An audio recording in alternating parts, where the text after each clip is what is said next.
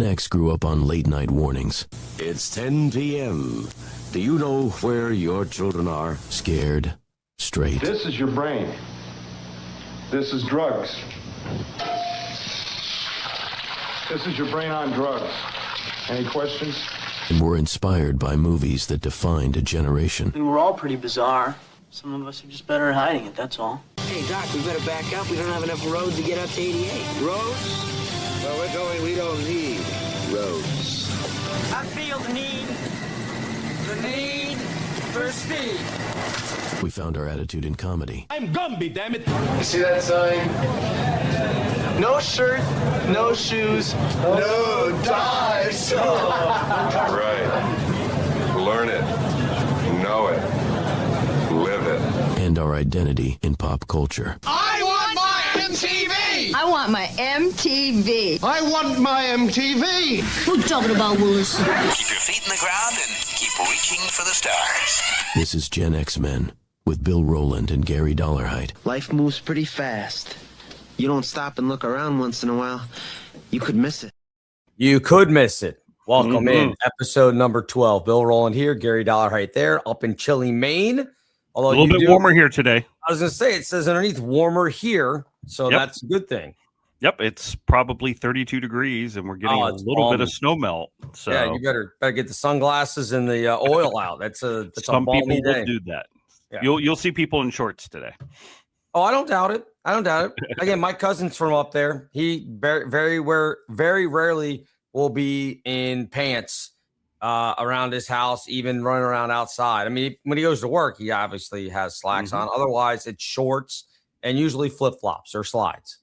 I'm currently in shorts myself. Yeah, I don't know how he does. I don't know how he does it. 4 degrees in the house. So yeah, well, there's that. It's 66 here. We don't keep the heat up that high. That's why you got to wear the big fuzzy slippers here. Anyway, episode number 12. Welcome, and we appreciate everybody hanging out with us. We got a good one today, and we might as well just jump right into it, Gary. It was, and I didn't realize until they were talking about it. 45 years ago this week, I was watching Monday Night Football this past Monday, obviously, because Monday Night Football, and I realized, oh, okay, kind of put it all together. I saw some people on X talking about it. 45 years ago, John Lennon of the Beatles, and I don't know that the Beatles are necessarily Gen X. I think a lot of Gen X people love a lot of people, Gen Alpha, Gen Z, everybody kind of loves the Beatles. They weren't ours. We weren't growing up as the teeny boppers. But I think we had an appreciation for them as you went further on in life. I don't remember necessarily being upset finding out at 9 years old that John Lennon had died. I know it made an impact on the older people around me. But 45 years ago on Monday Night Football, they had to announce John Lennon's death of being shot outside his apartment building in New York City. And it got me to thinking, like, how would that happen today? Like, do you want to go into that discussion? Or do you want to hear the audio from Monday Night Football first? Well, let's play the audio. So maybe some people, because look, I was 9. I can tell you, I wasn't watching the game. Don't remember it. So, let's run the audio and put it in context so people understand. Yeah, to give you an idea, it was Monday night. It was New England and I think Miami were playing in the game. There's less than 10 seconds to go. There's 3 seconds on the clock when they come back from break. And we'll talk about it after the clip about how they found out about it, the announcers, and what they said. But here's what it sounded like. Let me play it for you. John Smith is on the line, and I don't care what's on the line, Howard. You have got to say what we know in the booth. Yes, we have to say it. Remember, this is just a football game, no matter who wins or loses. An unspeakable tragedy confirmed to us by ABC News in New York City.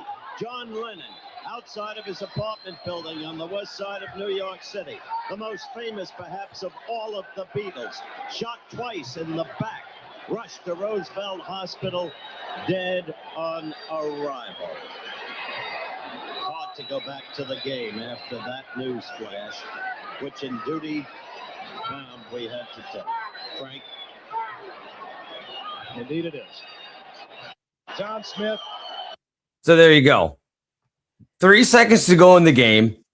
John Smith, as they talked about, out there getting ready to try to kick the game-winning field goal for the Patriots as they're taking on the Dolphins. And they break in with this. That's Frank Gifford, Howard Cosell that you heard talking about it. Cosell was the one that gave the announcement. Gifford's the other guy. If you don't remember, as Gen X people, you should. But if you don't, and it just got me to thinking, like, I don't know who the equivalent of John Lennon would be today. I don't know who it would be. But there's no way that they're just going to let the play-by-play guys give that news now. First off, they would have been beaten to the punch by minutes, by X, by TikTok, by Instagram, whatever it was. That would have been out before the TV people could even get it off the ground these days, which is amazing in and of itself. But that delivery by Howard Cosell was amazing, right? He read it straight, shot outside his apartment building, taken to this hospital, dead on arrival. Frank, very much back to you. Very much journalism of our past, right? Just facts, figures. Walter Cronkite, the same thing. You know, you just get right to it. And obviously, he being the broadcast professional, there was a timing issue. He had to get through that announcement to get back to be able, hey, because they're about to kick this field goal. So he had to get it in as quickly as possible with enough information so he could get back to the kick that was about to happen. So, you know, pull that off just in the moment, it's, you know, impressive, but that's why he was one of the great ones. Yeah, Cosell was amazing. But the real interesting thing, and it was too long for us to play. I didn't want to pull a whole minute and a half or whatever it was. The conversation, because New England takes a timeout, so they go to break.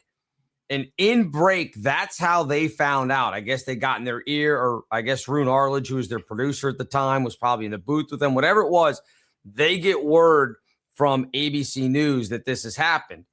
And Gifford and Cosell are having a conversation, almost not an argument, but a discussion about, are we the ones that need to say this? Are we the ones that, like, Cosell was really, like, he was like, I don't know that that's appropriate for us to do it in the middle of the game, which he may be right about. Right. But you're not going to go back to whoever it was in 1980. I don't know if it was Peter Jennings on ABC at the time or not. I don't know who it was. You're not going to go back to them in the studio and miss the game-winning kick. You're not going to do that. They're just not. It's not going to happen. So it's interesting to hear Cosell say, I don't think that we should be the ones to do it. And Frank Gifford goes, oh, no, we have to do it. This is worldwide news. This is a monster deal. It's almost like Cosell maybe didn't realize how big of an impact that John Lennon his death would have. And that be part of it. I mean, Cosell had interviewed Lennon before. Correct. He'd been on Monday Night Football. Yep. So it wasn't as if he was just some celebrity that just got announced, you know, and he's like, what, who? I think for Cosell's perspective, and let's go back to the time, there was 3 networks on your television station. Pardon me. No social media, no cable. So if the news was going to hit, it was going to be from one of those 3 channels. Now, secondarily to that, Monday Night Football was the reigning king of television back then. Correct. You knew during the week, audiences were split, but usually Monday Night Football, because we didn't have Thursday, we didn't have Saturday and all the other nonsense.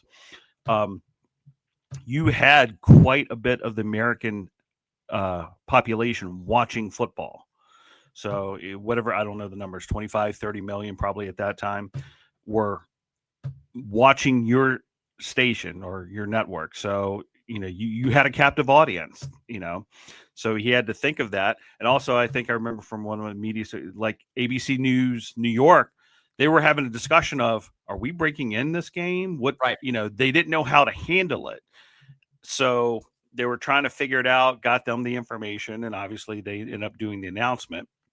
I mean, I think it worked out. I could definitely see why Howard at first was thinking, well, this is a football game and we're not journalists and breaking news. But, you know, Gifford saying, hey, this is worldwide. Maybe that sparked his head like, well, okay. And he got the announcement out there.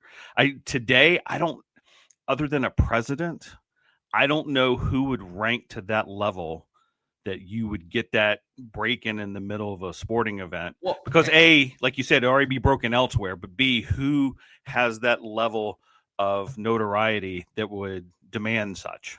Yeah, I think what would be able to do, and I don't know, again, I was 9. I don't know what the technology they would have had.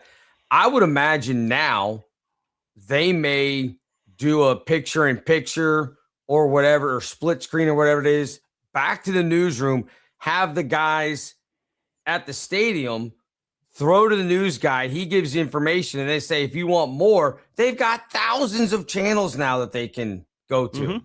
So they can be like, hey, if you want to keep update with this, check out whatever station it is. They've got wall-to-wall coverage of whatever it is that happened. Yeah, it'd be on a crawler, much like that little green one we have there. Yep, exactly. Right? They might, I think you're right. They would have made a quick announcement, such and such has happened. For more information, go to, ABC News, whatever. Right. They'll be following the coverage. But back then it was, as we said, we finally got a 4th network when Fox came through. But, it was 3 network channels. Yeah. Yeah. That was it. So there wasn't a bunch of switch off, go here, go there. And if you think about it, it's kind of surprising. It wasn't as if 1980 television was new. Right. So what were the standards prior to that, like with breaking news? And why was it such a hitch of, do we break in the middle of Monday Night Football with, right? Yeah. So to me, from that perspective, seems odd. Like it wasn't as if, TV's been around a couple years and we haven't experienced anything like this.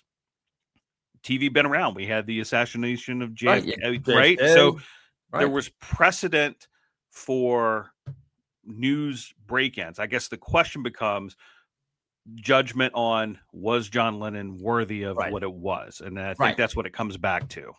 You're right. I think that's the ultimate question. Now, I will say CNN was literally months old. They debuted June 1st. I guarantee you they still at that point, and I would have to go back and see if I could find old videos of it. I guarantee you they weren't going to be the ones that were on top of this. ABC New York was going to beat CNN on this story, regardless of them being the 24-hour news network. It didn't matter. Back then, you just didn't have people everywhere ready to go at all times like you do now, where somebody can go on from their house and, or whatever it is. So, yeah, I think I also wonder if they're like, what, the game's almost done. It's, we just get out of it. the guy's not coming back to life. I mean, he's going to be dead in 10 minutes. He's going to be dead in 15 minutes. Like, what is it? Correct. He's dead. It wasn't like there was some, bombs being dropped over London. You had to tell people, hey, it's time to get to shelter. So it just kind of, And I don't know who would I was trying to think of like who rises to that level. And I mean, I guess if somebody were to do this outside somebody's apartment and it was a Taylor Swift situation, maybe. I don't even know if then, I mean, I think obviously people would break in and they would have the announcement of it, but does it have that impact? Maybe it's because I'm not a Taylor Swift fan that I don't think it would, but I don't know. Well, I agree with you, maybe because we're not fans, but I also think because it's the landscape that has changed. There's too many other opportunities and everything where it would be out there and it wouldn't be the, do we break into the game? Because there's options now. And media is so fragmented that it wouldn't have to be the burden carried by one of 3 networks. Because I remember going back, and I can't remember which network because I was much younger, when Elvis died. Oh, that was even before Lennon. Right? So that's 76, 77? 77, I think, yeah. Yeah. I remember because we were in Daytona Beach, Florida, and I remember breaking news, and it was about Elvis. And I remember my mother going, "Oh my goodness," and I was like, "Oh, okay." But I do remember whatever network it was breaking in with that news. So right. Like I said, who today? It would have to be a head of state or something just serious for that. But again, the landscape changed, so they wouldn't have to break into ESPN in the middle of they make the quick announcement, and like you said, via crawler or just saying for more information, tune into ABC News. Right. As we follow this continuing story. Right. So, right. I mean, it was kind of that way when in the first Gulf War in the early 90s, it was sort of like that where, if there were airstrikes or whatever, you'd have a little crawler down at the bottom. And if you wanted more information, you went to CNN or whatever it was. And but I remember CNN was wall to wall coverage. Right. Right. So it was there all the time, which right. I think that's the whole change in network news and everything. Like all of a sudden network news is going, well, we only have a couple segments during the day we have to break in, but now you've got CNN who's 24/7 showing the same thing over and over and over. Just as a media perspective and operations, like what changes happen. Because I remember sitting in the radio station in Richmond, Virginia, and CNN was on the TV and just, as you said, bombing shot after bombing shot, smart bomb, it was just continuous and just repeated itself until they got something new. Yeah. And it was, and people have talked about this. I mean, we're not the first ones to come to this conclusion, but they basically treated it like a television show. Yes. It was like, what are you going to watch tonight? Well, we could watch, I don't know, early 90s. I don't even know what was on. I guess we could watch Cheers, or we could, turn over to the war. Let's turn on CNN. Let's see that's really what it felt like at times. It was like they were producing a TV show. It was wild. Well, it was, the first big conflict since Vietnam, really. Sure. And that didn't do well on TV just for numerous reasons, coverage and people's sentiments about it. So, CNN, let's turn it into a TV show because we were all enamored watching tanks and the night vision shots of bombs going in and planes, and we were just, it was technology, and they had embeds that were now giving you live updates versus before. If you were embedded in World War II, Vietnam, you were most likely a newsreel or writer, and it would be a long time before anyone saw it, and now it was immediate. So a big change in, as we said, how news was reported and how it was covered. Yeah, I can't imagine today, if people that are, it didn't impact teenagers in 1980 because the Beatles had broken up. Yep. So again, that's why even Gen X, the oldest of Gen X would have been 15 at the time. I'm sure it probably would have upset some of them, but the Beatles had long been broken up for about 7 years at that point. And John Lennon was still doing music here and there, but it wasn't like they were in the forefront, top of the charts on everybody's, they weren't on everybody's mind at that point. And it's amazing because Lennon was 40. Think of all the things that they did. The Beatles had been broken up for 7 years and he was still just 40 years old. Yeah. It's wild. Well, and I think part of it is also Lennon had become a cultural icon through the 60s. Sure. Not so much for the music, but just that progressive, anti-war. liberal, anti-war. Yep. So he was out there, himself, not just as a musician, but as, whatever you want to say, a cultural leader or of that nature. So for a lot of people, him being in that position and then hearing that he's gone, again, not us, not the edge of Gen X, but our parents and others were just oh my goodness, we've lost John Lennon. Right. So yeah, no, it makes sense. My mom would have been 35, so she would, contemporaries basically as far as the age growth and growing up and everything. But yeah, it's just I'm not gonna liken it to Charlie Kirk. That simplifies stuff way too much, and I don't want to do that because Lennon much larger presence than Kirk, and I'll get back on that. But I don't care. You're wrong if you don't think that. But it is interesting in the sense that, think of all the theories that are around Kirk and what happened with him. There are a few here and there with Lennon, but for the most part, it's just a crazy dude walked up and shot him.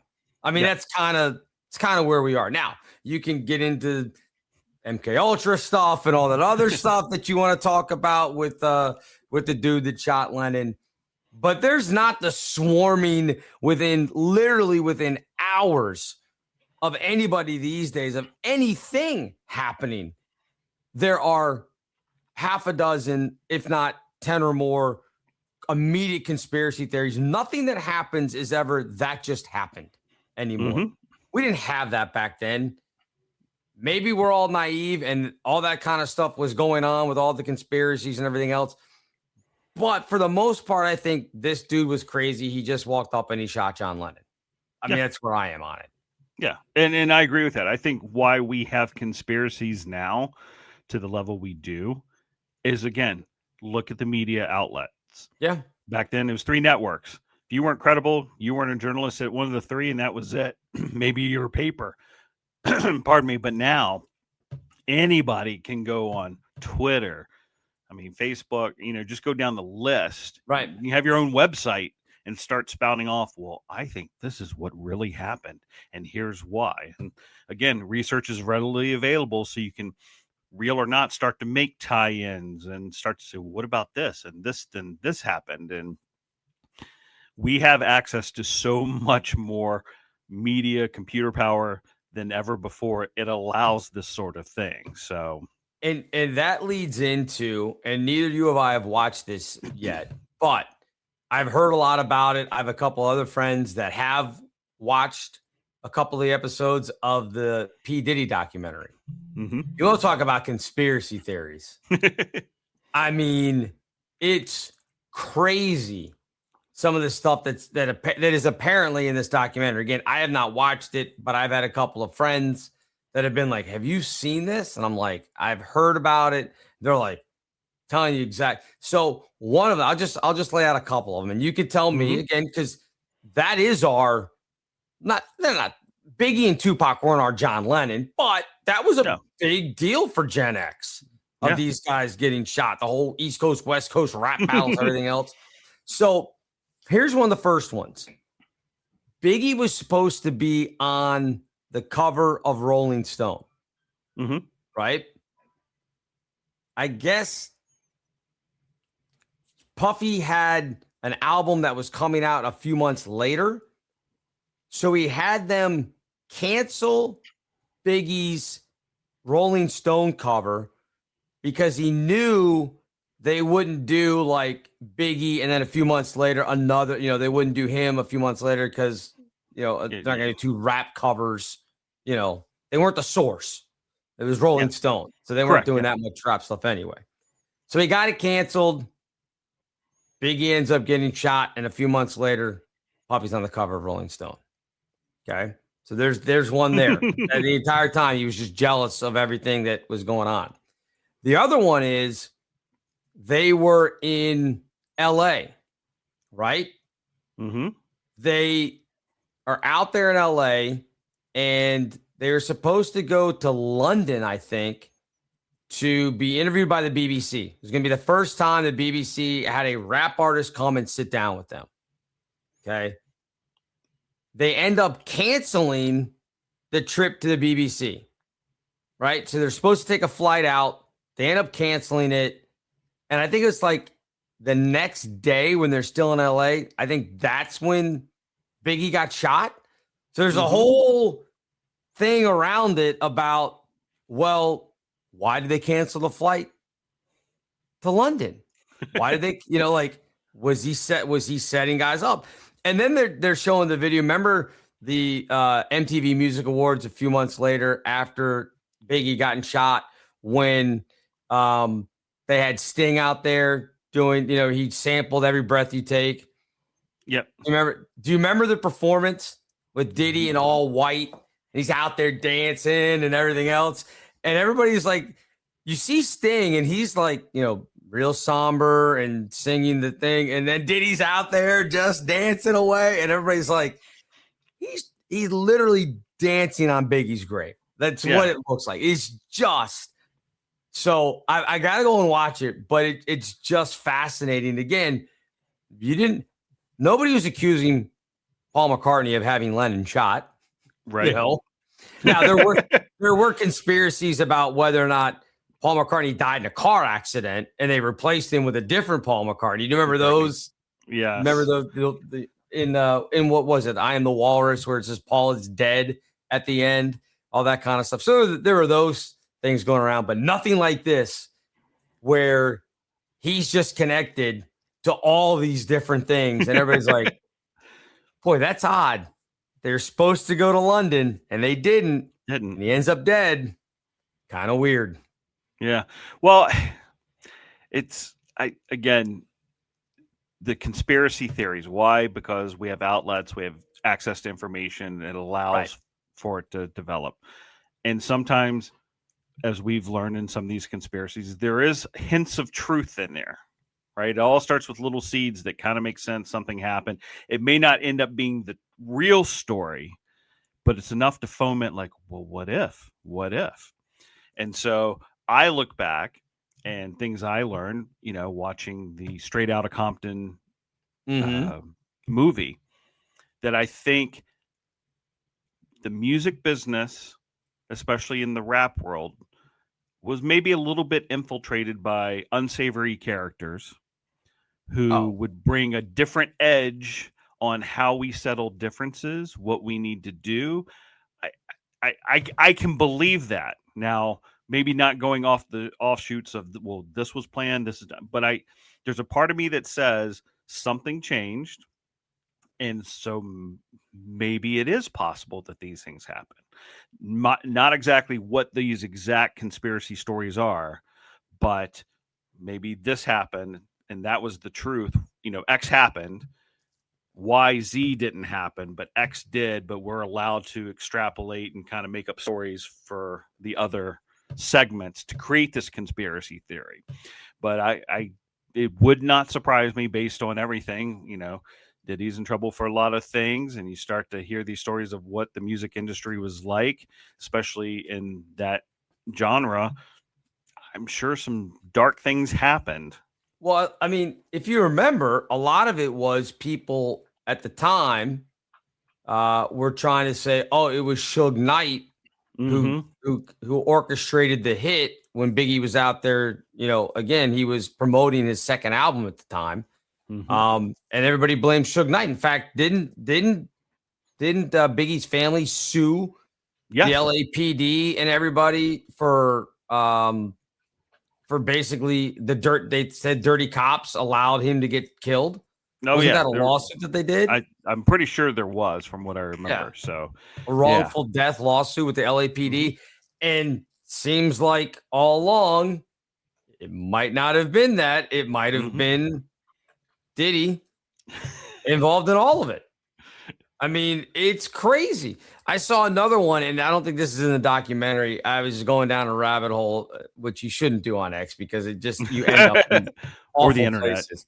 Yeah. Well, this one was that somehow, and I don't remember how it got there, but I guess before, is it Cassie was the one that got beat up by Diddy in the hotel? Is that who that was? Yeah. Okay, so I guess there was another girl prior to that died from pneumonia that he had been with at one point, and there was like a couple of really suspicious, So somebody was trying to tie, and I just, my eyes glazed over, and I went, okay, we can't do this anymore. They were trying to tie Brittany Murphy's. Do you remember the actress Brittany Murphy? From Clueless, and Correct. Yep. She also died in her home from pneumonia, as did, I think, her husband, like months later. So they're like, it's a lot of pneumonia deaths. And they had some, again, thumbtacks with strings. And I mean, like, they're like, well, this and this and this. And I'm just like, okay, I mean, everybody since Brittany Murphy has died has been like, this is weird. Perfectly healthy 30-something-year-old die. That doesn't happen. There's a lot of conspiracies around it, but I can't I can't figure out how it traces back to Diddy. But anyway, I don't it's get that. Just connection. wild. Well, I love. So, let's blame Oliver Stone for the JFK movie for getting us all riled up on fair, every possible angle. But you know what? He may not be wrong. He may not be wrong. More and more stuff comes out. I'll be honest. I don't think Lee Harvey Oswald acted alone. I don't think that's the real story.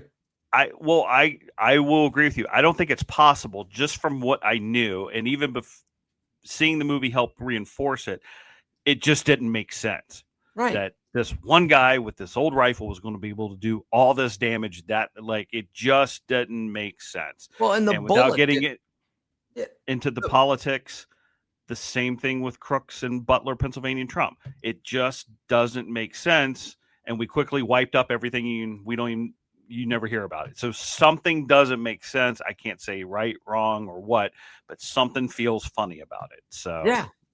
It's all of it is just strange. Yeah. And again, it's conspiracy stuff has been going on for years and years and years. And again, people are gonna think we're wackos. The government's the one that started calling things conspiracy theories. Yes. Because it was about the time of JFK and the Warren Commission and everything else. They were trying to discredit people that were like, that can't be right. Mm-hmm. Like, oh, you're a conspiracy nut. They're the ones that put that out in the ether. And at the time, you didn't want to be called that. So it was easy to dismiss someone if the government or anybody else went up, that they're just a conspiracy nut. Now, conspiracy nuts, half the time you go, well, I guess they were right. I mean, there's a lot of stuff that people are like, nah, that's not true. That's not true. And then you're like, well, all right, maybe it was true. Maybe there's a little bit of truth to it. Right. And that's the thing. It's always the little bit of truth. The question is how much wasn't beyond, and how big that little bit is. And I think that's, where everything gets cloudy. The one I have not researched and I always find funny is, what was her name? Anne Heche, whatever. Oh, Anne Heche. That's a crazy one. Right. All I know is she died, but yet we've got this video of them dragging a stretcher out and you see her coming out of it. Yes. And I sit there and go, well, that doesn't make sense in any form of my brain. Right. What is going on? Why is she in a body bag, but fighting out of it? Because I work in emergency services. I can tell you, I've never seen that happen. So what is the story there? Again, I haven't researched it, but I've always said something doesn't seem right here. A ton of weird stuff with the Anne Heche car accident and everything else. It's crazy. All this stuff. Yeah, that video is wild when the helicopters up above and they're like, oh, looks like they're putting her into the ambulance. Oh, she's up and like you hear the news people saying it seems to be that somebody's trying to get off the, almost like, again, you want to go deep conspiracy, almost like she knew they're taking me away to kill me. Right. I'm serious. It looks like somebody desperately trying to get away. Yeah. So I don't, again, there's always a little bit of truth out there. The question is how much, we should go back and watch the X-Files again. Yeah. The truth is out there. That is definitely the case. So it's funny because we were talking, as we were prepping for the show, you think about like Diddy's all in all this trouble. He's in jail for the other stuff that he had done. And now all these things are coming out in the documentary. I don't know that they can put him on trial for any of this stuff, but he's ruined, right? Nobody's, even when he gets out, nobody's going to want to have anything to do with him, right? Maybe. I don't know. You think? I don't think he's going to return to superstar status, but again, the landscape has changed. There's things you can do. You can make it. He could still make music. He could sell it on Spotify. I just think that nobody's opportunities are there. I just don't think anybody's going to want to work with this guy at all. No, I think that's the thing. He would have to do it on his own, and that's going to be the key. Yeah, but no, right? Even then, I think people are gonna be like, "Nah, we're good. Thanks, though." Someone will do it. It may not be another celebrity, but there's someone who wants to get their producer creds, whatever. No. I'm saying that when he puts the music out, I think most fans are gonna be like, "Nah, we're good. Thanks, though." You think good fans luck to will? You. I don't know. I won't have any interest in it. I know that. And I listened to all this. Look, Tupac and Biggie, I listened to all that pack. I mean, everybody did.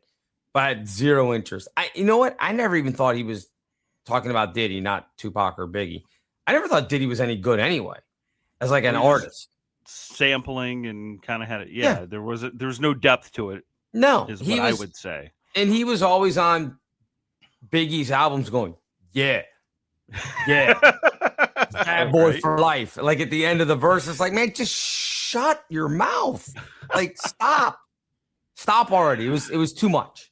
Yeah, too much Diddy, too much in your face. Like, you're not doing it. You're not the one with the flow. Cut it out. So going with that, I think that's why he would have a hard time resurrecting anything, because you can argue, what did he actually bring to the table when he was supposedly this icon? You got me. So it'd be hard, but there's also the rest of the world. Like, he could just go to the Middle East or Africa, right? And just, be in charge there. I'm not saying that he can't come out of jail and live a perfectly, luxurious life. Mm-hmm. I'm sure he's still got money, but I think he's just persona non grata when it comes to being a celebrity in the U.S. I think people are going to be like, nah, we're good. Thanks, though. It's kind of like, I mean, there will be people that will, for the spectacle of it. Yeah. It's going to be like OJ. That's the way I look at it. Like, people still like, oh, it's the Jews. Like, I mean, even though we know he killed 2 people, right? And we know what happened in Vegas when he pulled the gun, and that's how he ended up in jail. But he ended up being a joke at the end of it. That's kind of what it was for OJ until he died. He was just a joke. He was just a meme. It was like, oh, look, here's OJ, the killer. You find him yet? I mean, that was, people would see him on the golf course and everything else. I just, lovable is not the word for it with OJ. Yeah. But I think he was, other than killing 2 people, he didn't seem to be a dick. Yeah. Diddy seems to be basically a jerk. Well, his history shows that, as we've seen. Yeah. Like, so that would make it hard for people to, make him a celebrity again in the U.S. unless something earth-shattering happened. People would just distance, because I think there's just too much, whatever you would call it, negativity associated with him at this point. Like, there's always a little bit you can come back. My favorite always, Marion Barry, mayor of DC. Oh my God! Well, you can always come back. So, but there's probably just too much for him to resurrect anything of notability to come back and be what he was before. So, all right. So the other big story this week, college sports. We can go to that before we get to the end here. Notre Dame, the college football playoff, all that stuff. People, I mean, we obviously, having gone to George Mason, well aware of James Madison, everything else. I'm happy for them. It's great. I mean, good for them making the college football playoff. But this whole thing of Notre Dame being ticked off and angry, and we're not going to go to a bowl game now. Okay, whatever. Here's my thing. Join a conference. This isn't a problem. Correct. You probably would have played in the ACC title game, and then you probably would have won, and you would be in. You can't be mad. Look, if you're a Notre Dame fan, you can be ticked off that Notre Dame didn't get in over Miami or Alabama or whoever. You can't be mad at Tulsa and James Madison. You know why? They didn't do anything. They did what they were supposed to. Yeah, they got in via the rules. You want to be mad at somebody? Be mad at UVA losing to Duke in the ACC title game and the ACC not having a champion. Because I think no matter what, it was an easy out for the committee when they looked at it and were like, we can't leave the ACC out. That's going to look really bad. Yeah. We could put Miami in. Okay, who are you going to put them in over? Well, they beat Notre Dame, so we'll just put them in over Notre Dame. I think if UVA had won, UVA would have been in. James Madison wouldn't be in. And I wonder if Miami is out at that point. Yeah. No, I mean it would have shuffled. It would have reshuffled everything.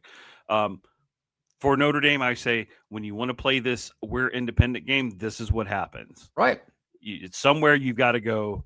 You know, they say it in prison. Somewhere you got to pick your group to be with to get through. You can't just go it alone. So, as much as Notre Dame wants to play this, we're independent. We're Notre Dame. Well, truly, your peak was years ago, and I'm not saying they're not a good program now, et cetera. But at this point, you need to pick something. You know, whatever league you want to be in, right, and play by the rules because that's where the money is. That's how the game's played, and stop the nonsense. And it's the risk you take. If you want to stay independent, it's the risk you take that you could be left out because you're not part of the coalition. Let's just call it that with college football. It's a coalition. You know, the fact that Tulsa and James Madison are in, I'm sure in certain circles would be, man, if we could have gotten Miami and Notre Dame in, but we had to take these two. Right. You know, the same that's going on in college basketball of how do we get more bigger programs in the playoffs, you know, March Madness, than bringing in these other smaller, lesser programs, if you will. Right. So it's the risk you take, Notre Dame. So and that's talking about the college basketball. They're going to vote on that, I guess, in April coming up, whether or not to expand to 72 or 76 or at all. Look, I know there are more Division I teams now than there was when it expanded to 68. I get all that, whatever. I don't want this thing watered down to the point of, like you said, you expand to from 68 to 76, 8 more teams. Those 8 teams are not coming from the smaller conferences. They're not coming from the Mountain West. They're not coming from the A10. They're not coming from any of the – they're going to be Big 10, Big 12, ACC, SEC schools. I mean, the SEC put in, 14 last year? What do we need? Yeah. We need 15 from the – like makes a difference, yeah. If you're going to expand, here's the deal.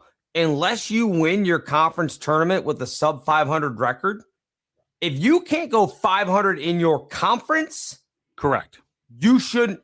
No chance of being an at-large team.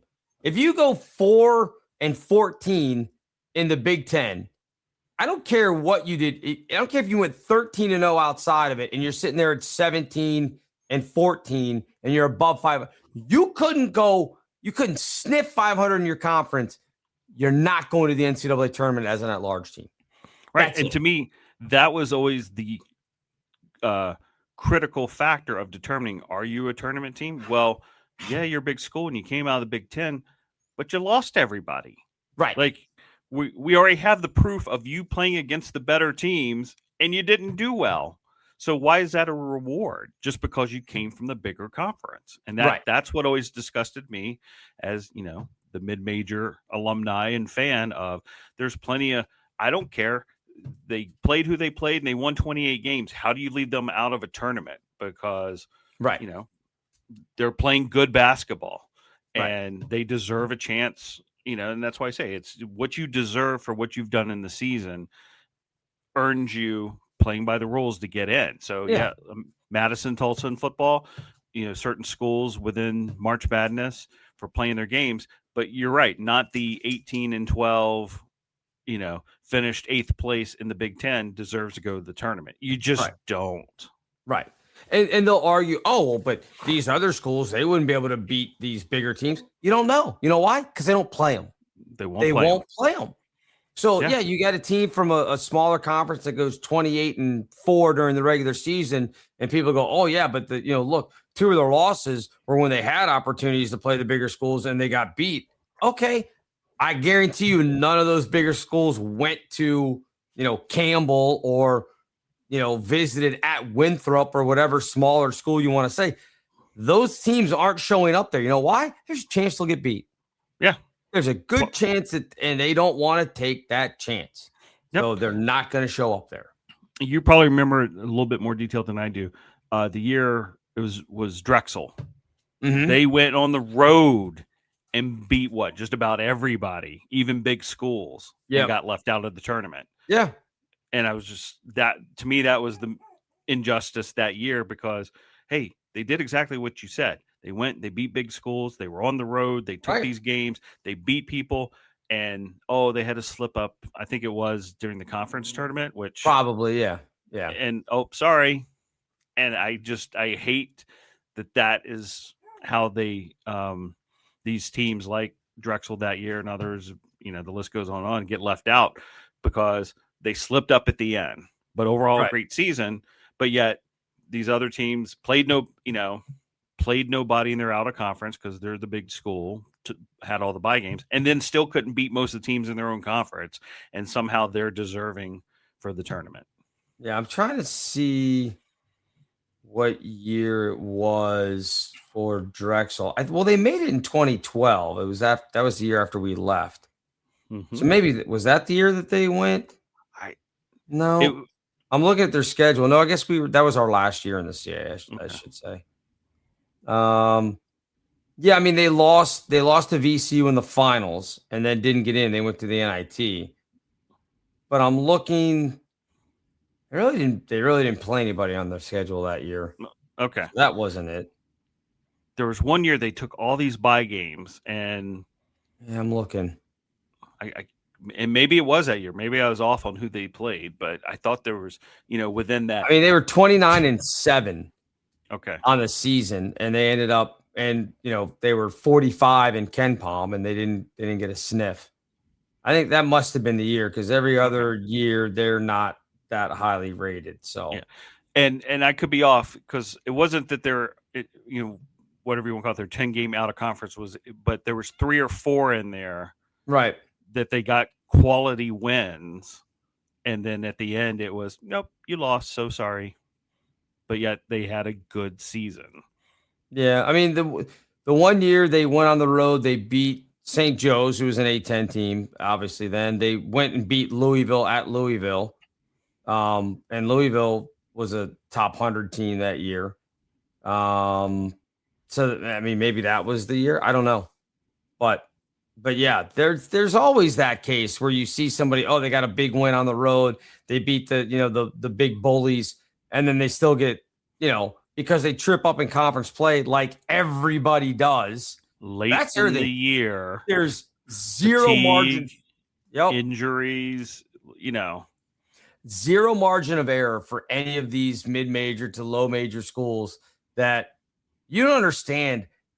They can say, it's so hard to play on the road in the Big Ten. You know what? It's way harder to play on the road in those smaller conferences. Because it is life.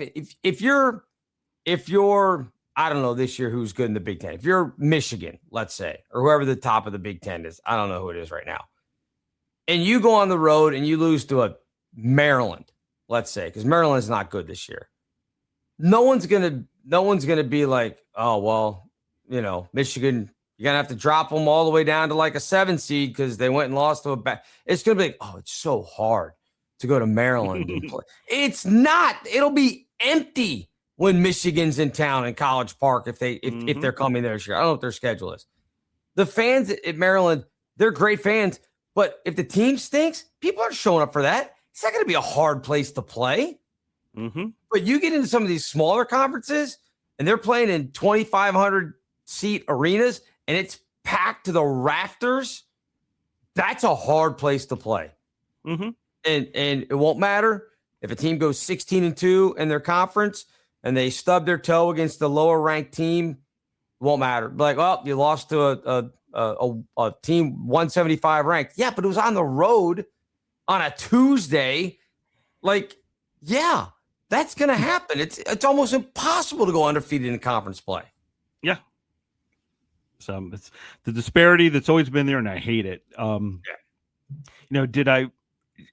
I guess for me, expand, like you said, I don't mind necessarily expanding the NCAA tournament, but it was to get more quality teams in is what I wanted to see, not add more mediocre from the big conferences because we think that's what makes TV ratings. Right. Because teams that play well, some have been just on that cusp, and sometimes, it's just the numbers game. But another 10 teams so we can get some of these 27-5 teams that weren't going to make it otherwise. That's the stuff I wanted to see, but I don't know. is more of this NIL and everything keeps changing the landscapes. I know. Who knows what this is going to look like? Even if they decide, hey, we're going to expand the NCAA tournament in this vote, I don't know if that's going to hold water 5 or 6 years from now because, look at Utah. We've got private equity coming in. It's just NIL's already made huge changes. Now, if you're going to get private equity in, all these, who knows what it's going to happen because the money is going to determine what will be the future versus the NCAA committee voted to do this today. Right. Well, the wild thing is what's that going to do to ticket prices now in Utah? Right? Look at Las Vegas. Private equity took over Vegas and everything went through the roof. Right. And that's going to be, you think these private equity people are teaming up with Utah out of the goodness of their heart? They're going to want 15, 20% returns on their money. They're not looking to do this because, we're going to make Utah the powerhouse out, in the West. It's not why they're doing it. They expect money. So you can bet your season ticket prices are going to go up and everything else. But it's funny talking about the NIL money. Did you see the story of Troy Aikman saying, I'm not giving UCLA a dime anymore? No. Yeah. Oh, wow. He had, I guess the story is he had written a check. The way he implied it, it was right to a particular player. Now, I don't know that that's how that works.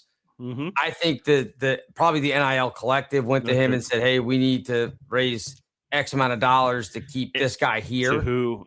Right. And he probably thought that meant he was writing the check directly to the guy, but whatever. I mean, maybe he did. I don't know how they're working it. But he basically said, yeah, I wrote the check. This guy left after a year. So we're no loyalty, no anything else. Now it's funny to hear him say no loyalty. He transferred, of course, from Oklahoma to UCLA. Yeah. But he makes a good point that he's like, these guys just leave every single year.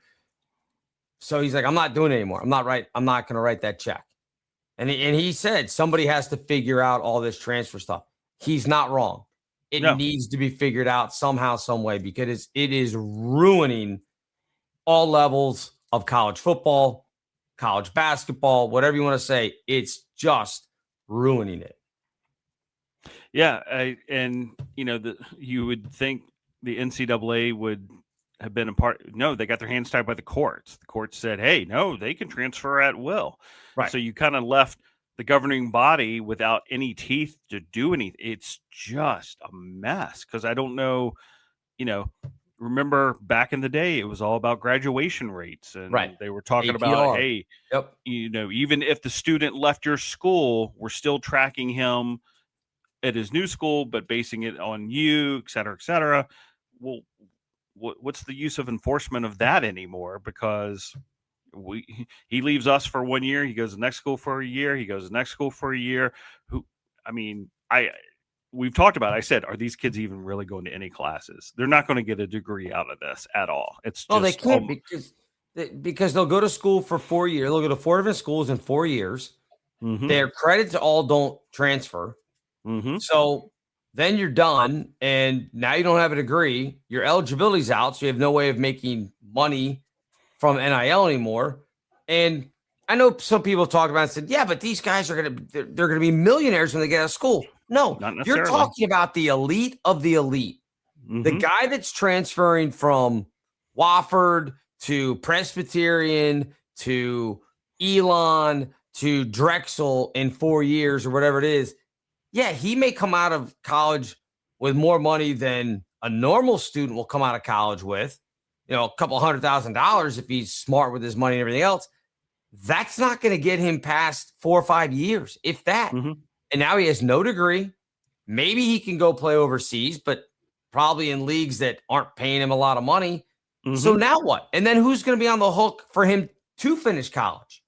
If you take the guy as a senior, is it your responsibility now to make sure that he, even if he's not playing for your school anymore, to make sure he gets his last 10, 12, 15 credits at your school so he graduates?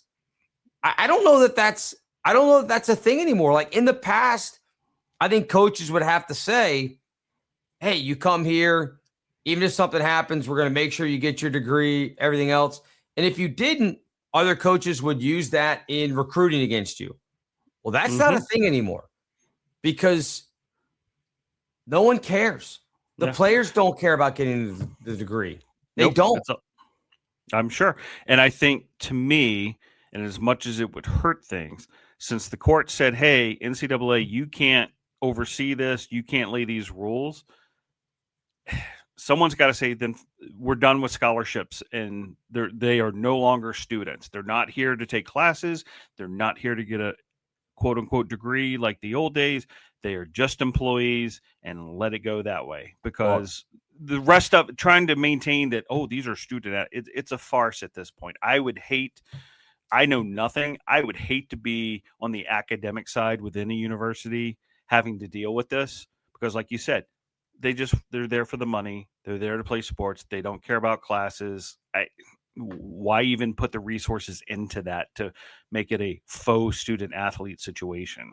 Yeah, I mean, this is a whole other podcast, and people have done it. But the idea that these guys become employees, the universities don't want anything to do with that. They will fight that tooth and nail, mainly because you've got all sorts of different things that go with that, including, the insurance. And again, I had a lawyer friend of mine, unfortunately, passed away a few years ago, but he and I talked about this when it first started being talked about, well before NIL, well before anything else, about, athletes being employees, because there was, I forget the case it was, but I think it involved a basketball player from Northeastern that punched a kid in a game. Either he got punched or he punched somebody, and the player that got punched was suing, I think it was Northeastern, but anyway, was suing the school that the kid played for, because he said, hey, he's a representative of your university. He assaulted me. Therefore, you're responsible. And it didn't work in the courts at that point. But my lawyer friend said, I pray that I'm able to get the case the day that these guys are getting money from the schools and something like this happens. Actually, the example that he gave me was a assault, let's say, happens on campus in a dorm room. He said, here's the deal. You're a basketball player, a football player, lacrosse, whatever it is. Your workplace is that school. So all of a sudden, you have something happen on that campus in the dude's dorm room or the chick's dorm room, whatever it is. He's like, I'm going to own that school.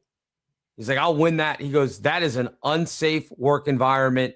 He goes, and if there's anything in the background of the person as a juvenile that they knew about, forget it. It's a slam dunk. He's like, they won't even go to court. They'll be writing me a check within 2 weeks. So that's the universities. They know that. They don't want anything to do with making these people, the athletes, employees. Because, again, if you have anything in your background, a lot of stuff is sealed up as a juvenile, but some of these things make the papers, especially if you're a high-profile athlete and you get in trouble. It's going to be out, so it's going to be known. Or maybe it happened at your previous college, and a guy or a girl or whoever has a background in this, has something in their past, and you bring them to your campus and something else happens. That's a lawyer's dream. You knew the person was a danger. Yeah, I guess. I mean, I would question the, legal precedent. Would they set it up much like the NFL? Because teams aren't getting sued because, a certain player did X, Y, Z to the wife or anyone else. But if it happened at their facility, you better believe they'd be getting sued. Well, right. So, and that's, so if they become employees and they're on their college campus,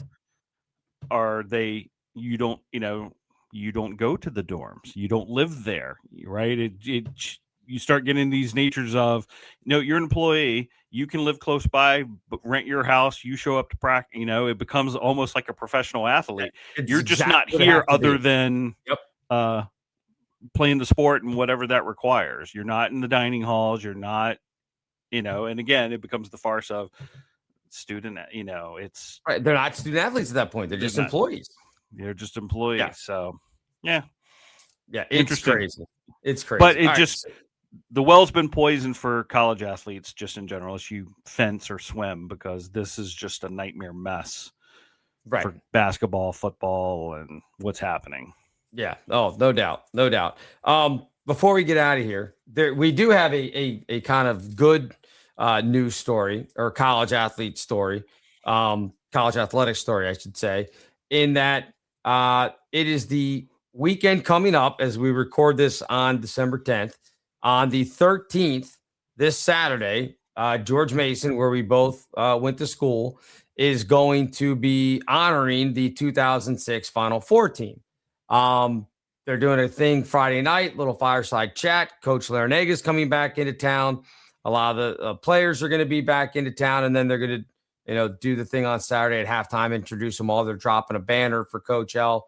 He'll be the first one, coach or player, having a banner in what is now Eagle Bank Arena. I hope that becomes a trend and we do more of it, because there are a lot of guys that deserve it, not only from this Final Four team, but obviously all this week, a lot of people thinking back to that time. I was fortunate enough. That was my first year, not of calling games with Mason, but it was my first year as the play-by-play voice. I've been the analyst for the 7 years prior. So, I mean, I've got a ton of things, but what do you look back on? You were out of school, obviously, at the time for over a decade at that point, but what do you remember about 2006 and that whole run? Well, I was fortunate. My job was flexible. So I went to the first round Dayton and then came back and, for the next rounds, we were lucky. It was in Washington, D.C., so we didn't have to travel. But I just remember for those 2 weeks, I'd go have breakfast before work and you just pull up any paper, USA Today, the Washington, and there was just article after article just talking about the team. And, if you're at a bigger school, you've probably been through this.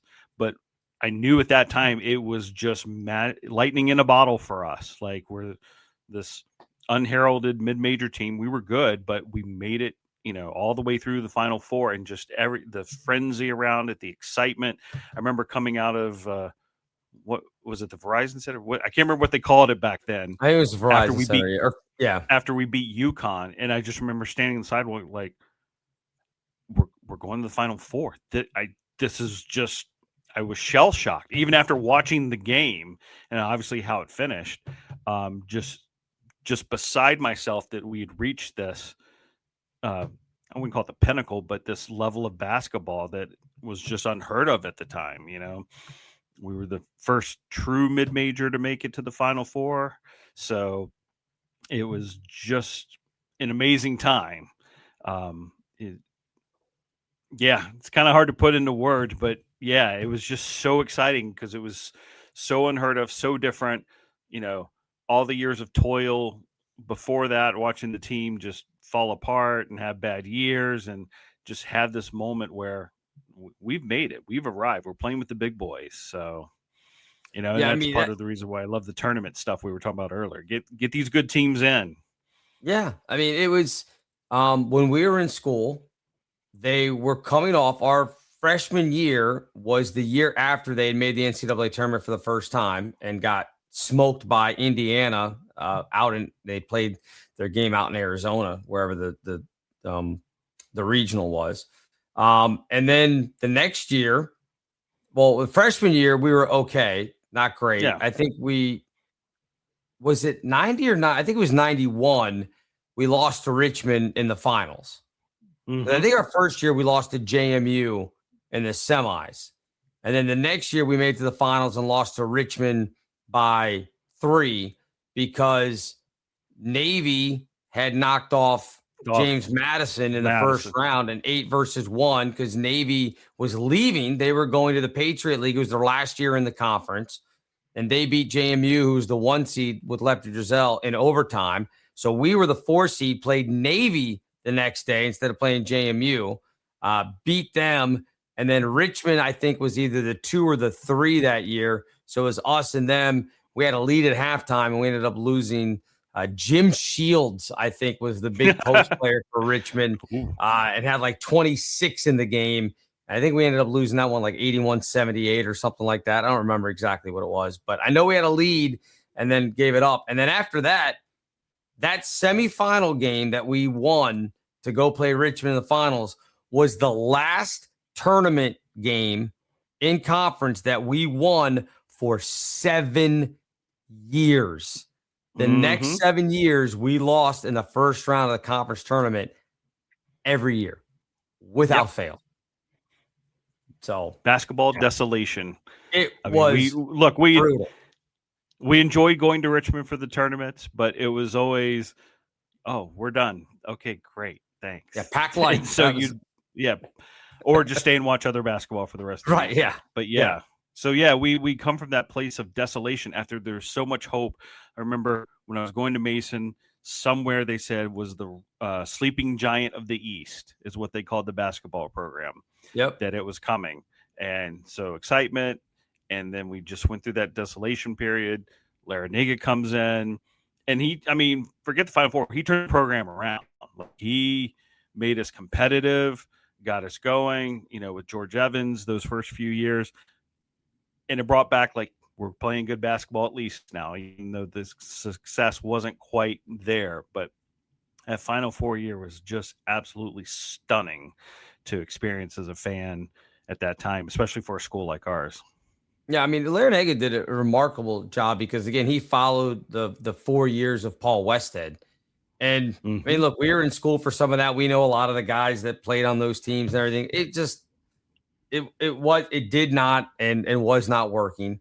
And in year 2, Larinaga had it turned around. We went to the NCAA tournament in 99. Now, we had a player hurt. Eric Herring was hurt in that game in Cincinnati with Kenyon Martin and all those guys crushed us. It wasn't ever a game up there in Boston. But then 2 years later, and I've said this many, many times, the game that we lost to Maryland in the first round out in Boise, again, had a late lead, turned the ball over late. If we beat Maryland that year, I'm not saying they would have made it to the Final Four. They had a real good shot of getting to the Sweet 16 and maybe the Elite 8 because there was an upset on the other side of the bracket out in Boise. I think it would have been Georgia State maybe that we would have played in the next round. Probably would have beat them. Then you got to the 16, and it would have been Georgetown out in Anaheim, California. Those guys had all played against and with the Georgetown. There was not going to be any, oh, my God, fear factor. Georgetown. They would have had a shot at that. And then, again, you take your chances when you get that far. But I really firmly believe that 2001 – if we beat Maryland, the 14-3 game, we probably are in the Sweet 16 in 01.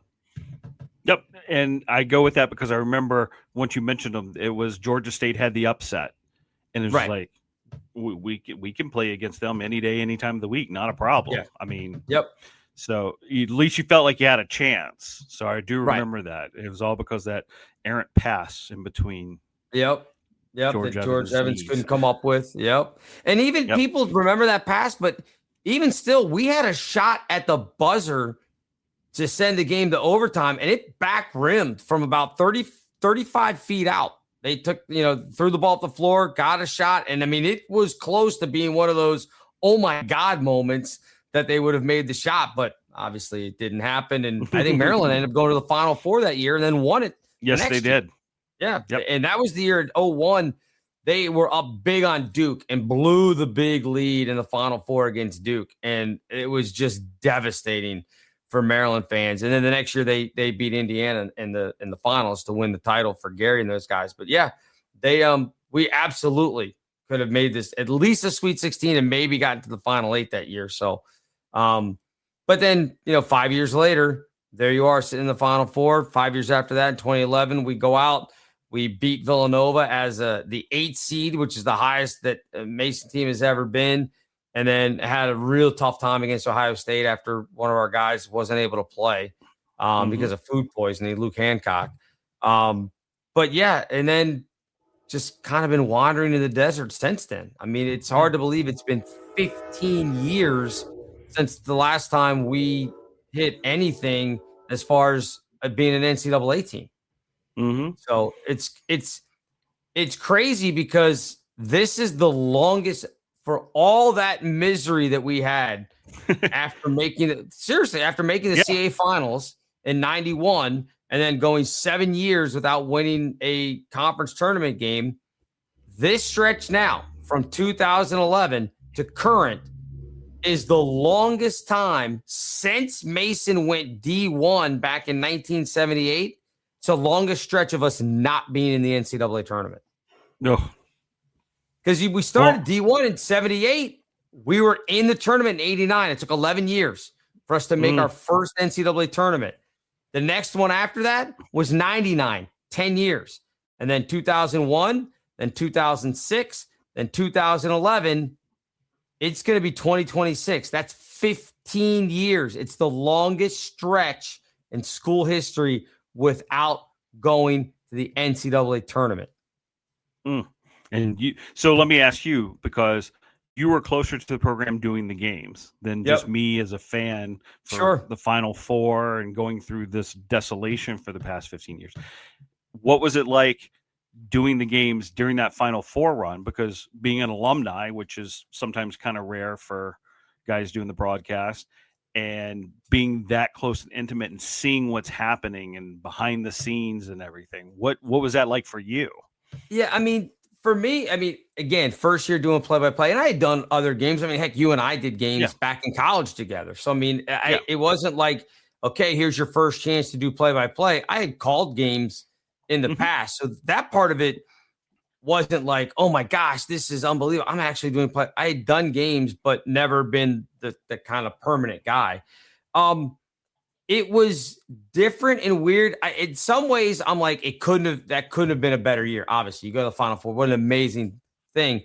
But I almost wish that I had been in place for, say, 5 years prior to that, like, because then I think I would have had a better appreciation and would have, it's not like I handled it wrong, but I think I would have known to like really pay attention to, okay, I should make sure that I'm doing this, or I need to make sure that I remember this, or I need to make sure, because like you're so caught up in all of it that you forget. I just remember when it was all done, like we lose the game in Indy to Florida, we get home. I just remember the next week being like, wow, that it happened so fast. And I didn't take time to be like in the moment to like look around. Like I can remember I was so concentrated on like, I want to make sure that I'm being professional. I want to make sure that I'm doing everything that I'm supposed to be doing, that I never really took the time to just literally look around and be like, this is unbelievable. There's probably only 2 moments that I had that I remember doing it. One of them was in the UConn game when we made the big run in the second half to get back to, we were down, was it 9 at halftime or whatever it was? And we come back, we take the lead. I think it was either a TV timeout or UConn call a timeout, whatever it was. And the band played Living on a Prayer. And this is, again, it predates our current band director, Doc Nix, by a year. He came the following year. So it was just the regular student band or whatever. And again, the arena was 90% Mason people, or at least people that were rooting for Mason because they were from the area and rooting against UConn. They just wanted to see an upset, be a part of history. But I just remember sitting there, and I mean, even with my headphones on, you could hear people singing, and it was crazy. And I remember turning around and looking, and Michael Wilbon from ESPN and everything at that time was writing for the Post, and I had met him a couple other times, various things. So I'm not gonna say I know Michael Wilbon, at least then I didn't. I've had an opportunity to work with him since then, but I remember turning around and catching his eye, and he just shook his head like, this is unbelievable. And he was just like looking at me like, I think you guys can do this. So that was one of the moments when I was like, oh my God, people are like, you got to remember, you're looking at Michael Wilbon, you're looking at all these other big time writers that are like, I think you guys can do this. You know, like I always felt like nobody, obviously nobody expected us to, but I always felt like the media just was dismissive of us constantly. That was the first time with Wilbon there going, I think you guys got him. I think you got him. So, and then the second one was that same thing. And it sucks now. And I wish I had the picture. But it may be in a box somewhere. I don't know. But do you remember Cam Gray? Yep.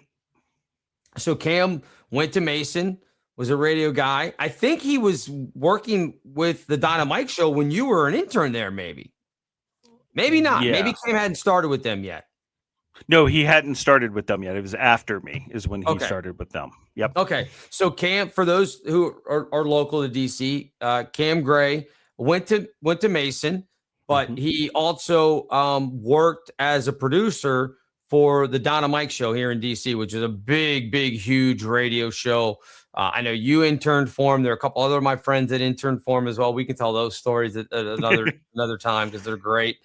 But Cam, actually, I got him on our media list as my statistician for the game because he wanted to come to the game. So he sat with me and Jen Surlis, who was doing the games with me, the former Mason women's player.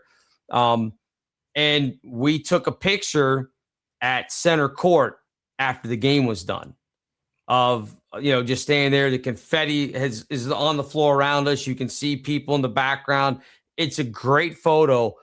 I wish I knew where it was because unfortunately Cam passed away a couple of years. And that's like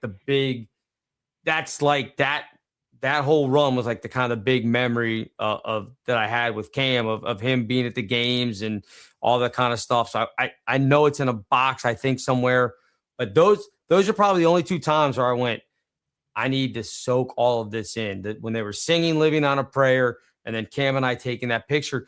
But I mean, I'll be honest, we got to Indy and it was like just whirlwind, like go here, go here, go here. And I was so concentrated on, I'm not going to be a distraction. I'm not going to break any of the rules. Like I had my own hotel room at the hotel and you had to show a key to get in because they didn't want people like hanging out in the lobby.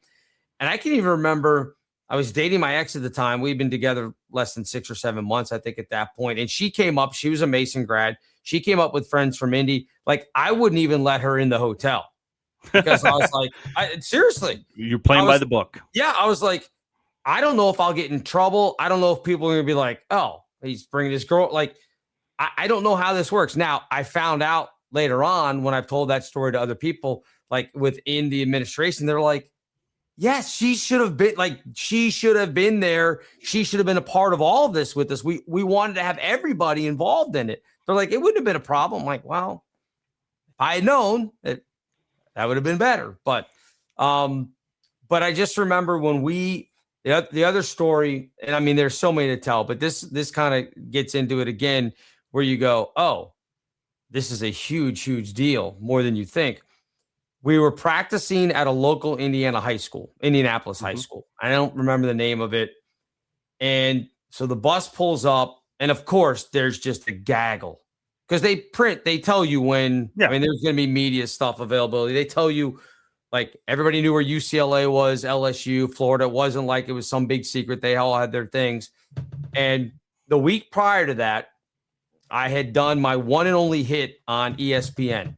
We had done it from the studios there at GMU.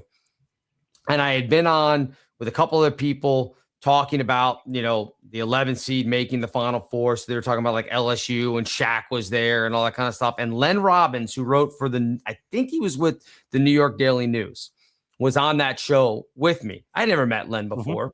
So we're talking, blah, blah, blah. We do the segment. We're, done. We're getting ready to get off the air. Len said, Bill, I will see you in Indianapolis. I want to make sure I say hello. And I was like, yeah, great. Didn't even think anything about it. I was like, oh, Len, that'd be great. If you see me, obviously let me know. We'll sit and talk, whatever stories I can give you. It's fine. So we get off the bus at the Indiana high school for practice. And it is, I mean, again, packed wall to wall with fans, with media and everything. And I get off. I'm one of the last people off because I'm like, again, you let the players go. I don't want to be like, hey, everybody, like following the people out. So I get off the bus and I see Len. And so I walk over to him and I'm like, hey, I was like, I didn't know you're going to be here. We're chatting. And I said, this is crazy, man. I said, I can't imagine. I said, there must be so many people in town. I said, if everybody's got this much media, this is nuts. And he goes, what are you talking about? And I said, well, there must be 100 media people here. I said, if there's this many for UCLA, and he goes, nobody's over watching Florida. He goes, nobody's watching. He goes, who cares about you? He's like, you guys are the story. He's like, Nobody is over at these other practices. He goes, their beat reporters are there. He's like, but no feature writer. He goes, he's like, there's nobody from the, I think it was the New York Post. He's like, there's nobody from the Post over with UCLA. Who cares about UCLA? He goes, you guys are the story. He goes, no one's paying attention to anybody else. And that's when I was like, oh, wow. I thought, you get to the Final Four, then you're just another school. You made it great. You're just another school that's going to get covered. But it wasn't the case. And I mean, there's obviously the famous story about the team running into Billy Packer at the restaurant and, him not really wanting to apologize for what he said and all those things. There's tons of stories that are out there. But that one to me, when I was in Indy, when I got off the bus and there's all the media around, and I was like, I mean, I'm sure I look wide-eyed because I covered the Ravens. I'd covered, worked for the Wizards for a while. This was different. This was, again, to kind of tie it into a bow, you felt like what it must have been like, maybe not on the same level, but like you're getting escorted from place to place. You have security on a 1/100th of a scale of what it was like for like the Beatles when they would go places. Because they were, that team was rock stars. Everywhere they went for those 2 weeks, they were rock stars. It didn't matter where you were. Everybody was coming up and talking to you. It was crazy. And even to this day, when I go and I'll go do a game at some place, even just recently down in Florida with the team this year, and you meet some people from the other schools. We played Ohio, and the guy had been at Ohio for a long time, and we were trying to figure out, Mason had played at Ohio, but I think it predated him because it had been a while. And he goes, when did you start with them? And I said, well, 99, I was the analyst until 05, 06, and then I became the play-by-play guy. And immediately he goes, what an amazing year. What a great – so everybody, when you talk to, when you meet, and you find out, oh, you're George Mason. Oh, when did you start? My first year was 05, 06. Immediately they're like, that's unbelievable. So you still hear about it constantly. I don't think it'll be as much now. Do the 20th anniversary. You drop the banner for Coach L. And hopefully, because I know Tony and Lamar and all those guys, I've talked to them again. We have this thing coming up on Friday. And I've asked them, I said, hey, we need new stories because these have all been told. Everybody knows them, right? That's the thing. Yeah. And I'm like, I said to Lamar the other day, and he wasn't being dismissive. He wasn't being, ungrateful for anything. I just said, is there anything that you want to talk about? He goes, quite honestly, I'm tired of talking about it. I think that's where those guys are now. Like they know what was done. They know what they did. They appreciate the fact that they were able to do this, and they're very proud of it. But they're also like, you know what? There's got to be more. They don't want to be defined by 3 weeks when they were 20 years ago. Yeah. No. So, and I was going to say sometimes you see it real quickly with celebrities and stuff. They peak, they had something special happen when they're young, and that is hung on their necks forever, even though they're, especially athletes and these guys, we know them, they're motivated. They're trying to do other things and move on. And obviously Tony's coaching and others have gone on other careers.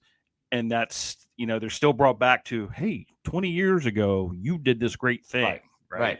So I can imagine that part can be tough for them. Absolutely. Yeah. It's a little weird. And it's funny you said it, because I always, whenever somebody says, you kind of get stuck. You think about Jerry Mathers, who played the Beaver. Yeah. He never had really another gig because that was it. He was he got stuck as that's all he did. And I think that these guys, again, they're very proud of it. It's in no way disparaging towards the school or the fans or anything, but they don't want to be thought of as just that. They're not just that. Like you said, Tony's coaching now, and he's doing a great job. He set a bunch of records with Mason. They don't want to be remembered for just that, which is, I think, a great legacy for them to leave is, hey, we did this thing, but look what else we've done. Well, you just have to remind Mr. Butler that he was on the cover of Sports Illustrated. Oh, he knows. That is even more rare than going to the Final Four. So He needs to embrace that one. I would personally, I'd have that thing blown up to like a 8-foot by 10-foot poster and put it in my living room, and that would be it forever. I'll see if I can do this. This might be a little bit tough. It's going to get janky, so I apologize for the camera. I'm going to take this, and let's see if I can do it. You talk about, I'm wrapped around things here. Sorry. Oh, dear. You talk about the Sports Illustrated. I don't know if you can see that. Yeah, I see it. But I mean, I can recognize it because I know it. So yeah, it's a little backwards. That ball, if I could get, it's kind of tough because I'm trying to do this and talk at the same time. So that ball, I don't know if you can see the ball underneath. That ball is an actual ball that was used at the Final Four. Oh, wow. Like game ball. I don't mean like a practice rack ball. That is a game ball from the Final Four. DNA on that ball. There is, and I've had Lamar and Tony have autographed it. It's coming out of that case. It's coming with me this weekend to get the rest of the autographs. But that's the Sports Illustrated right above there. To the right, you can kind of make it out a little bit. These here are all my press passes and other various things. At the very bottom, it's probably really hard to see, but that's a piece of the final, the regional final net from the Verizon Center. Oh, nice. So, yeah. So I've got some things that are over there taken care of. But yes, I have that Sports Illustrated back up there on my wall. I've never had him sign it because it feels a little weird because you know these guys so well. That's the other nice thing about it is I'm still friends if you want to call it, with a lot of these guys, and still talk to a lot of them. I just talked to Gabe Norwood, who's still playing over in the Philippines. How old is he now and still playing? He's 40. He's still getting it done. It's unbelievable. He's a great dude. So, yeah, he and I were texting back and forth a couple weeks ago. He's doing real well. He's kind of disappointed that he can't be here for the reunion. But I still talk to Tim Burns, who's up in New York, and he actually does a lot of basketball training for, like, college kids, NBA players. He's done really well for himself. So, really excited to see Tim come down. Of course, I do games with Will and Chris Fleming. There's a lot of guys. It's just going to be neat to have them around. But the basketball will be coming out of the case, and we will get hopefully Coach L and all the guys that are in town to finish off the signatures. I have Tony and Lamar's on it so far. So, yeah. You got a special bag, like a bowling ball bag to carry it in? The funny thing is I don't have a bowling ball bag, but I had just like an overnight bag. I'm not going to just carry it around. I'm actually going to put it in, and I have the paperwork from the auction that I bought it. I bought it from a guy who was known as the father of the Final Four. He was the one that kind of put it together with the NCAA. And unfortunately, a few years ago when I was going through my cancer stuff, he and his estate, I guess they knew he was close to passing away, so they were liquidating a lot of his stuff. There was a ton of things from all various years of Final Fours that this guy had. Again, that he worked for the NCAA forever, that looking back on it, I'm like, I wish I had bought more, because I bet some of this stuff is way more valuable than a George Mason basketball. But it was on there, and it said it has to be from, I can't verify that it was from our semifinal game with Florida or if it was the UCLA LSU game. I know it's not the finals ball because I'm sure Florida has that. So it had to be from one of those, but it said, and it's got the provenance of it, of game used ball 2006 Final Four. So it was one of the ones they used. And then obviously he got it at the end and took it home with him or whatever, because nobody else wanted it, I guess, but it's got the logo on it and everything else from that year. So yeah. And I paid, the amazing thing is, $60. Wow. That's all it went for on this auction site. $60. Nobody cared about George Mason Final Four stuff. So, and he had a bunch of other stuff from 06, but none of it was Mason. So I was like, I'm not buying any of this stuff. But yeah, $60. I put in a high bid of $100 as I was sitting there being sick from chemo, and it came back that I won it. $60. I was like, fantastic. So yeah, there you go. Awesome. Anyway, we should probably wrap it up. We've prattled now for nearly an hour and a half, so that's okay. Crazy. That's fine. Any final parting words? It came up. I'm heading to see Hart tonight. I got tickets to see them you over. should have led with that. How do you not lead with that? Well, we had other things planned, so all right, that's awesome. Got tickets to go see them, floor seats. So I'm excited about that, and it made me think about concerts and music. And not that I'm doing it because I'm going to follow this rule. If you were wearing the shirt of the band you're going to see, just don't do it. Just don't do it. Don't be that guy. Yep. This concludes this episode of Gen X Men with Bill Rowland and Gary Dollarhite. Gen X Men is now off the air.